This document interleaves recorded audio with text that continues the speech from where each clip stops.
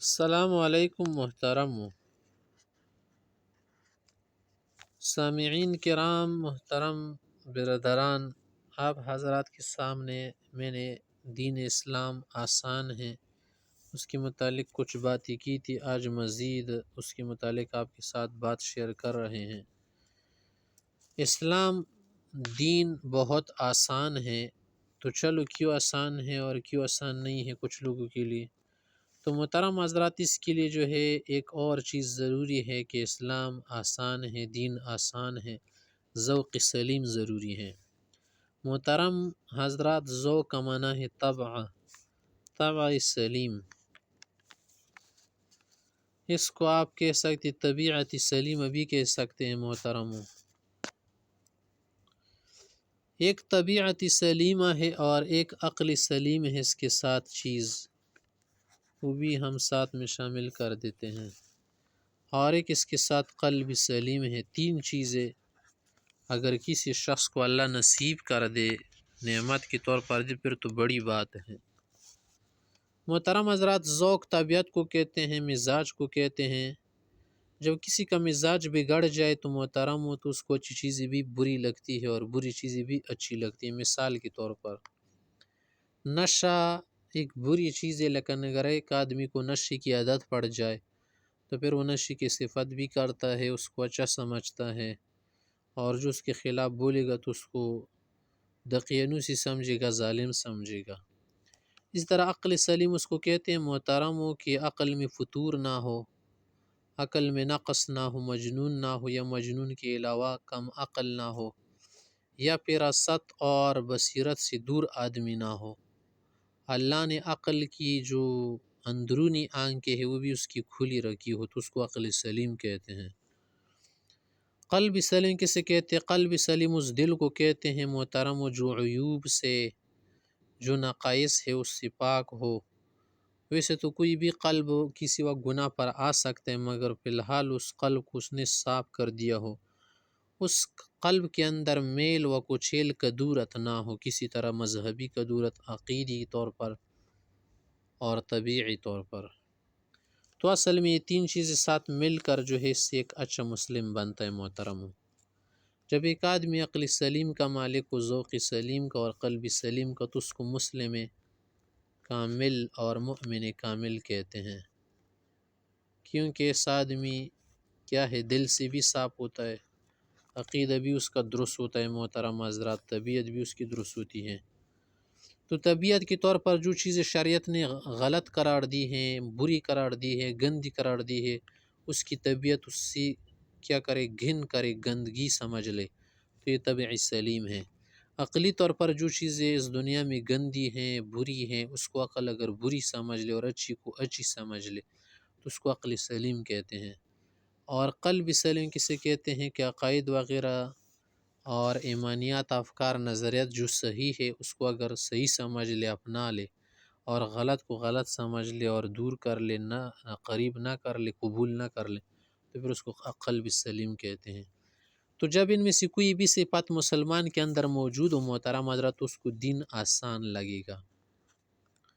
تو واقعی سمجھے گا کہ دین کیا ہے، آسان ہے۔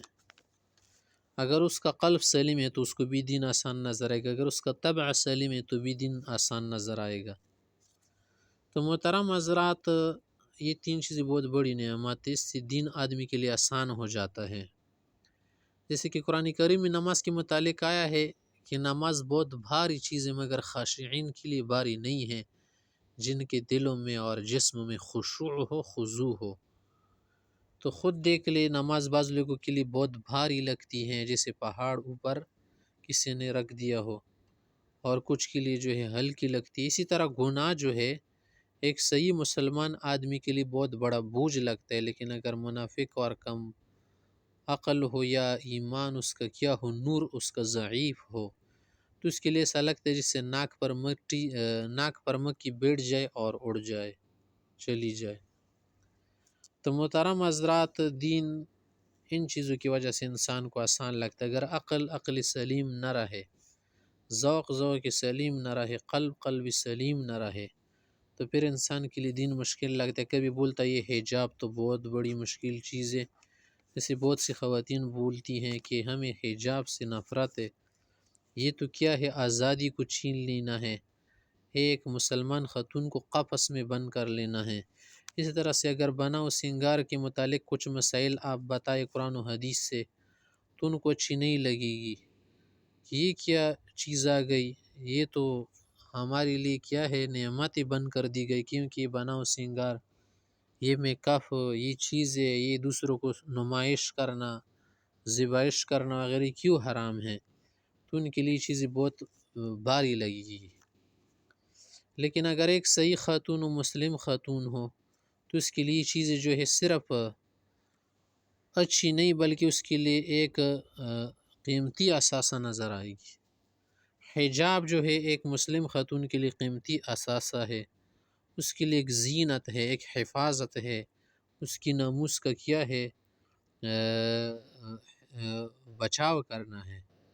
اس طرح اور بھی بہت ساری چیزیں ہیں۔ اس طرح سے مثلا داڑھی ہے محترم حضرات، یہ ہم لوگوں کے لیے بہت بھاری لگتی ہیں، کیونکہ مزاج تو لوگوں کا بگڑ چکا ہے، کسی کو بھی داڑھی اچھی نہیں لگتی، کیونکہ سب جو ہے داڑھی کاٹتے ہیں، تو ایک آدمی کے لیے رکھنا، اسی طرح سے داڑھی کی وجہ سے آپ کو شادی بھی نہیں مل سکے گی موجودہ دور میں، کہ داڑھی کو کچھ عورتیں پسند ہی نہیں کرتی۔ اس طرح سے کچھ لوگ نہیں بلکہ بہت سارے لوگ، اور خصوصاً عرب لوگ اس کو پسند ہی نہیں کرتے، بہت سارے، کچھ لوگ جو ان میں سے وہ پسند کرتے، لیکن اکثر بولتے اس کی ضرورت نہیں ہے، کام مستحب ہے، یا بولتے چلو سنت ہے، لیکن اصل جو ہے وہ بولتے دل کی صفائی ضروری ہے، تو اس وجہ سے وہ کیا کرتے، اس کے لیے بہانہ ڈھونڈتے ہیں۔ عرب حضرات محترم حضرات، یہی بات ہے، اکثر وہ قلب سلیم کے بہت قائل ہے۔ قلب سلیم کا مقصد کیا ہے کہ دل کو قدورت سے، غلط عقائد سے صاف رکھو، ظاہری جسم اگر دین کے مطابق نہ ہو تو خیر ہے۔ لیکن محترم حضرات، جب ہم کوئی گھر بناتے ہیں، کوئی کمرہ بناتے ہیں، تو اس کی بیرونی اندرونی خوبصورتی دونوں چاہتے ہیں نا، کہ دونوں طرح سے حسین کمرہ ہو اور حسین گھر ہو۔ تو کوئی کیسے کہہ سکتا ہے کہ یار ہماری بیرونی صفائی اور طہارت کی اور دین کی ضرورت نہیں ہے، صرف اندرونی کی ضرورت ہے، تو یہ تو اسلام کے خلاف بات ہے، چاہے جیسے بھی ہو، لیکن لوگوں نے اسے بھی اپنا لیا ہے۔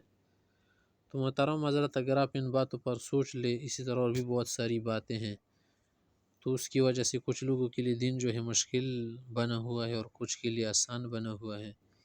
تو ان غلطیوں کی وجہ سے، کہ پہلے عقل کو کیا کر لے، عقل کو سلجھا لے، عقل کی جو گھوڑے ہے وہ نہ چلائے دین میں، اور جو بات سامنے آئی دین کی وقی و دین کی بات وہ جھوٹ نہ ہو تو اس کو بغیر چھوؤں چرا کی قبول کرے، یہ مت بولیے ایسا یہ تیسا، یہ کیسی بات ہے، تو یہ پھر عقل سلیم کے خلاف ہو جائے گا۔ اسی طرح طبیعت کو سیدھی رکھ لے، طبیعت کو نہ بگاڑے، غلط چیزوں کی عادی نہ بنائے، اسی طرح سے قلب کو بھی کیا کرے، کدورت سے، غلط عقائد وغیرہ سے بچا کے رکھے، تو پھر دین کے جو مسائل ہیں اس کے لیے آسان لگیں گے۔